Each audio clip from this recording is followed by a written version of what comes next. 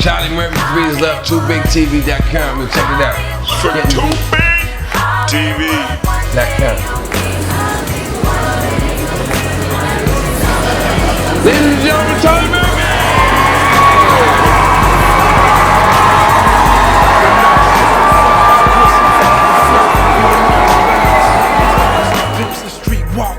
Only fatigues, brothers born with Vietnamese. I'm here with the Illest with Comedy Off Broadway. So excited to announce I'm here with Charlie Murphy and Freez Luv for the very first time.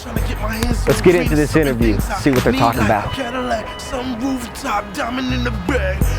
No proof, but I'm indeed a mag. Cold and relentless. I was told if it ain't about dough, then it's senseless. So with this, we're here at Comedy Off Broadway, Lexington, Kentucky. Here at the Illest.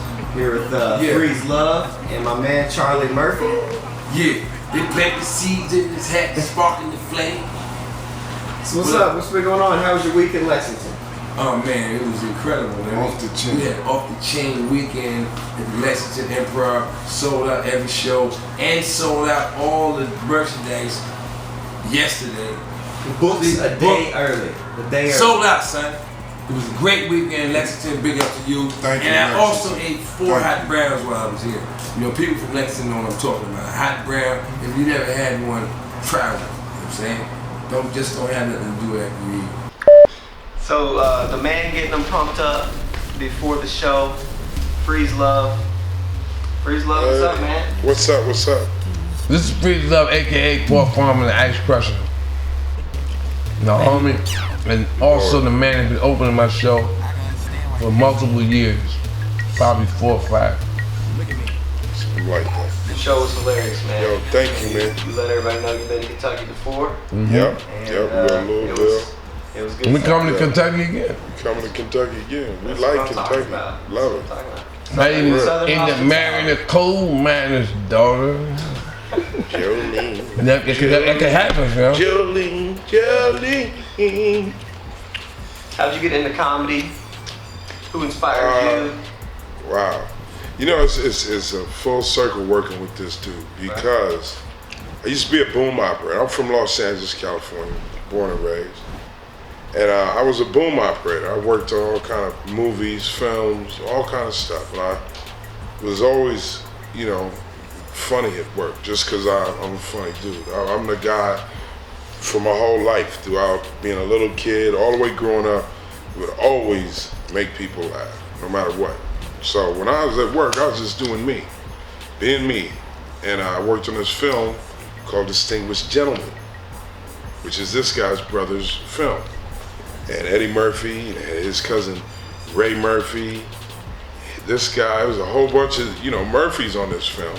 And I was being me, making people laugh, and his cousin, Ray Murphy, who was a producer on the film, grabbed my boom pole, and he said, you know what, man, you're funny. Like, you're really funny. Like, you might be wasting away holding this stick. You should really try to do comedy. And I took, you know, it stuck in my head. And by the end of that film, I started doing comedy at the Comedy Store in Los Angeles, California. And the first time I did comedy, it was the night where Eddie Griffin saw me. And Eddie Griffin that night said, hey, I want you to be my opening act. And I was like, what does that mean? He said, it means you go out and do what you just did tonight. And I was like, okay. Because he couldn't believe that was my first time ever doing comedy. And it went down. That next week I was opening for Eddie Griffin on the road. On the road. In Florida. And from then on, it was just a thing where it was life changing. You know, it was, I gave up a union job in the film industry to pursue comedy. What he's saying in a nutshell is this. Yeah. And we live off this. We don't work at the post office. We don't have day jobs. This is what we're doing. Yeah. Okay? It's 100% commitment. Okay? And everybody can't, because of whatever position they may be in life, you do it. Make 100% commitment to comedy. I got 2 kids, man. They ain't here right now. 3. They're not here right now. No. okay? It's part of my sacrifice. You think I would rather be with you than my kids? Come on, man. Sorry. Yeah. But guess what? It's my job. It is. We're blue collar, man. That's Blue why collar, we play. baby. Blue collar. Just like you got a plumber and he takes on a job, somebody has a leak, they call up who? They call up the guy that's gonna fix the leak. And who's the plumber you like the most? Yeah. The one you kind of scared of. You might take the pipe wrench and bust your fucking head over. Right, or maybe break your fucking legs. Yeah, but he does his job. Hey, He does his job. But the He does job his is job. done. Right. That's who you like. That's who you like. And that's who me. you call back. Uh-huh. And that's me. And that's why we work. I'm gonna make you laugh, but guess what? We're gonna make you laugh. I'm down for whatever. Make you laugh, make you fucking scream. Make you cry. Or make your woman scream. Charlie, you premiered Charlie Murphy, I Will Not Apologize. Yeah. Was it intimidating doing a full hour of comedy? No. I was in Boston, and Boston is one of my strongholds. I've always had great shows there, and I just went there. I felt like I was home, and I did what I did, and I'm very proud of it. We were wanting to know, what is it like, sort of going backwards, starting from movies and then, we'll put it like subjecting yourself to and a then doing live stand-up. audience. And I was talking to my brother about the other day. Me and Eddie was talking one day. He said, yo, man, stand-up is like first grade. And I said, yo, he's true.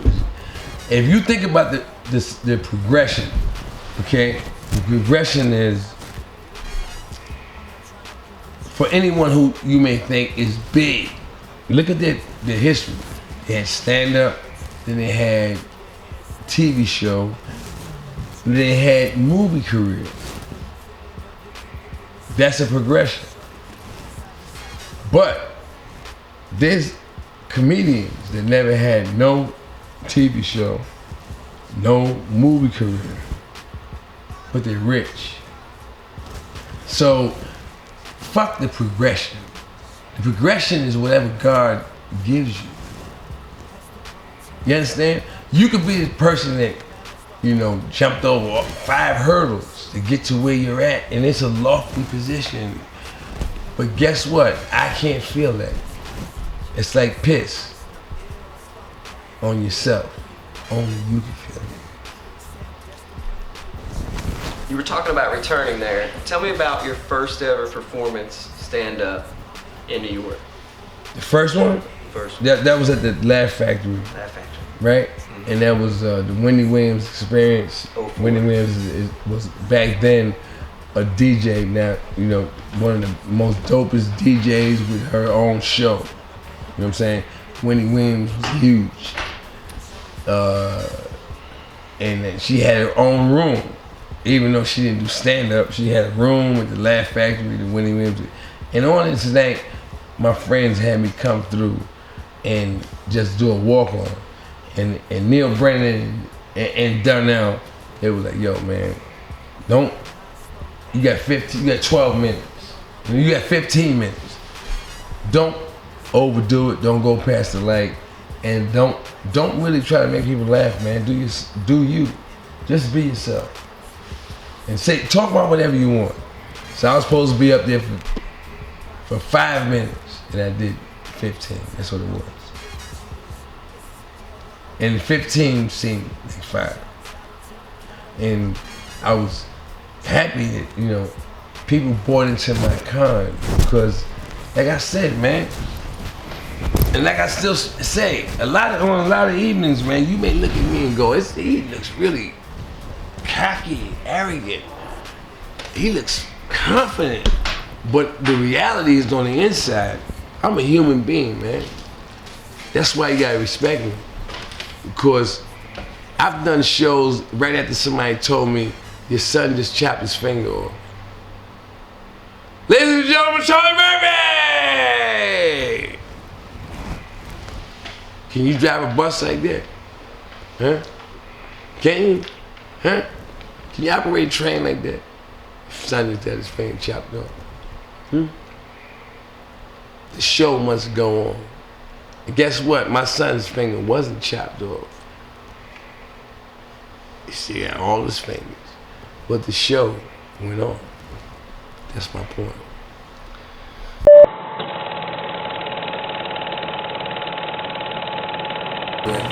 Tell me about the book, Charlie. I understand it's like basically true Hollywood stories on steroids. Like you could actually get into. My book is about me, man. You know what I'm saying?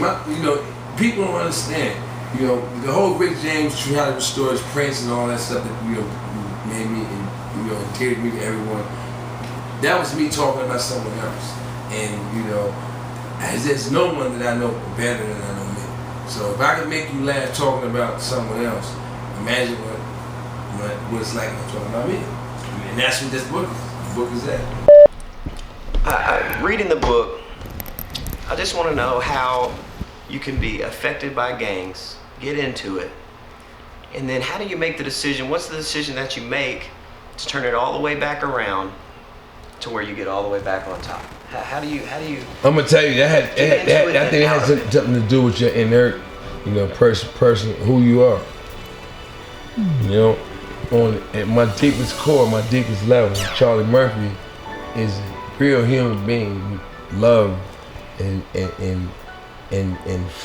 brotherhood for everybody, man. I don't have hatred. There's no group of people who I don't like, or I teach my children to not like because I don't understand them, or I'm not one of them, or I don't practice what they practice. That's obsolete to me. That's ignorant. You know what I'm saying? I got love at my core, but I have to have armor like everybody else. Everybody wears masks, armor, to protect themselves, okay? So my mask is, I'm good at putting you off balance and making you feel like maybe I might get stabbed. Shame. Maybe he may bite me. And I will. Bite, son. I will bite, son. You know why? Because I know that's gonna make you scared. That's why. I study you. I study you, man. I study you. It's not about individuals, it's about you, man. Human. Study. So I'm not worried about no human being, even though there are those that are capable. I don't walk around scared, nothing like that. And I just do what I gotta do, man. My objective is real clear cut to me. Okay? We had a lot of fun. That's how my life was structured. In your 20s, Charlie, you had the life that very few men can say they lived, man. I went on a marauding, I lived the life of a pirate. And you know what, we was getting real booty. It wasn't metal. Our booty wasn't metal. It's a Blackbeard, little Beverly's treasure. Trove of booty. He buried it, no one ever found it. And that means that Blackbeard never spent it. So what was it worth? Meanwhile, me in my 20s, whoa, I was hanging with Rick James. I didn't say that, nothing else. I was hanging with Rick, son. And all you, man, whoever's a man and was around, you admired him. If you was young, you was in the pursuit of women, you respected these gangsters, son.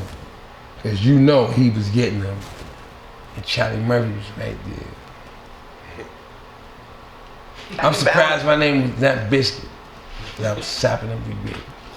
Hey yo, man, it's Charlie Murphy, Freez Luv. Eventlevel.com, check it out. They planted seeds in his hat, sparkle the flame.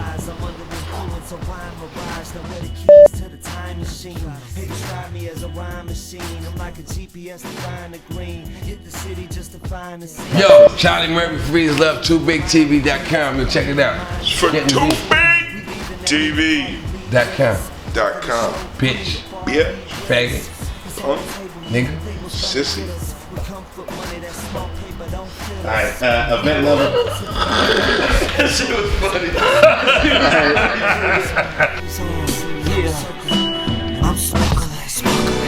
Ladies and gentlemen, Charlie Jumping in this rap game was harder than I thought, but look at me, I still sparkle when I walk, shine in motion.